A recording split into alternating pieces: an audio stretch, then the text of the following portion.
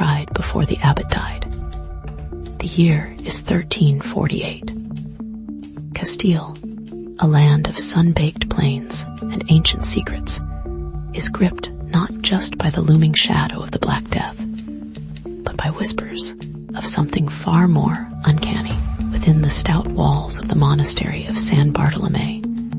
Nestled high in the Sierra de Gredos, a revered artifact, a splinter believed to be from the true cross, has begun to weep. Not tears of water, but thick crimson drops of blood. Friar Mateo, the monastery's infirmarian, first witnessed the unsettling phenomenon.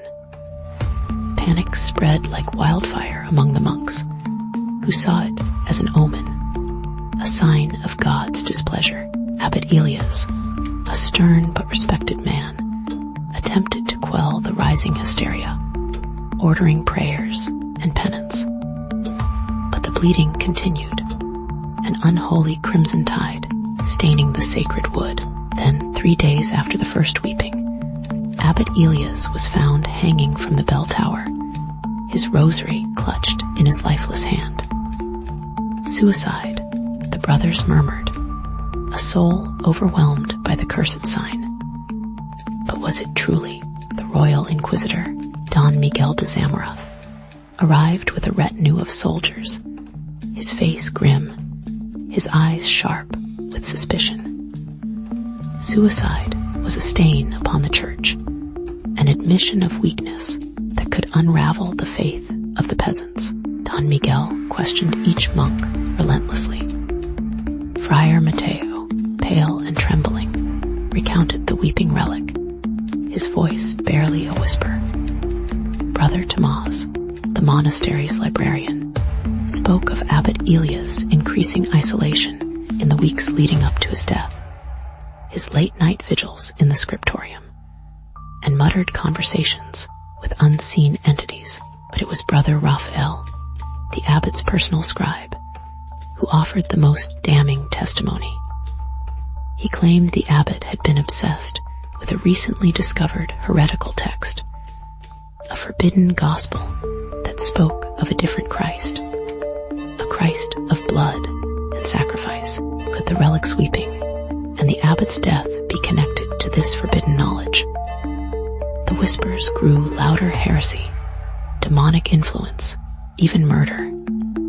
Yet, something felt off. The scene at the bell tower, though seemingly straightforward, had inconsistencies. The rope seemed oddly placed, the knot amateurishly tied for a man of the abbot's supposed intellect, the inquisitor, a man not easily swayed by religious fervor, focused on the earthly possibilities. He discovered that Abbot Elias had been deeply in debt, having gambled away a significant portion of the monastery's funds on ill-fated ventures. The monastery's wine production had been failing, leading to financial strain, and Elias, desperate to maintain appearances, had made a pact with a local merchant, Isaac ben Abraham, promising him future land in exchange for a hefty loan. However, Isaac, a shrewd businessman, had demanded collateral, a priceless illuminated manuscript from the monastery's library. Elias, loath to part with such a treasure, stalled. Could Isaac have grown impatient? Don Miguel interrogated Isaac, who vehemently denied any involvement in the abbot's death. However, Isaac revealed a shocking detail.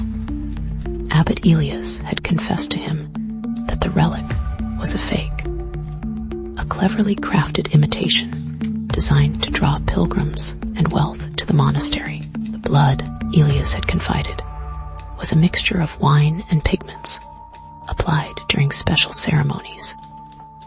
If the relic was a fraud, who knew and who would benefit from silencing the abbot? The investigation took a darker turn when Friar Mateo, the infirmarian, vanished. His quarters were ransacked, his few possessions scattered. A hidden compartment in his desk revealed a small vial containing a reddish substance. Analyzed by the Inquisitor's physician, it was identified as a potent paralytic derived from nightshade.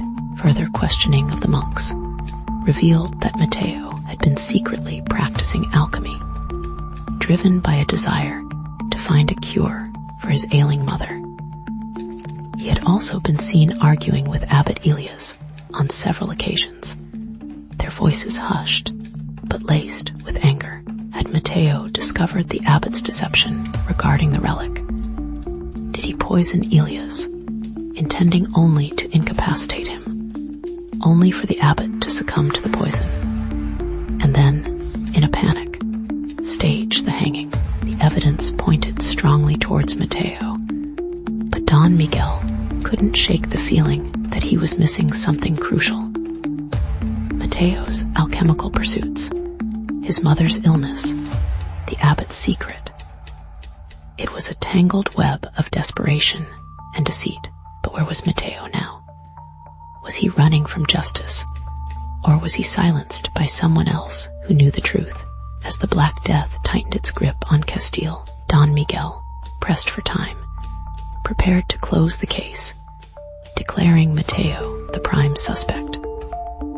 But a final, desperate search of the monastery revealed the truth, not in the sacred halls, but in the mundane kitchen. There, hidden beneath a pile of discarded vegetables, they found the abbot's missing signet ring, stained with blood. The cook, a simple, unassuming woman named Isabel, confessed she had overheard the abbot's plan to sell the monastery's land to Isaac, leaving her and her family destitute. In a fit of rage, she confronted him, and in the ensuing struggle, she struck him with a heavy iron skillet, killing him instantly. Panicked, she staged the hanging, hoping to make it look like suicide. The weeping relic, a distraction, a pre-existing miracle she exploited to sow confusion. The chilling irony, a false miracle masked a very real, very human crime, born not of heresy or demonic influence, but of simple, desperate survival.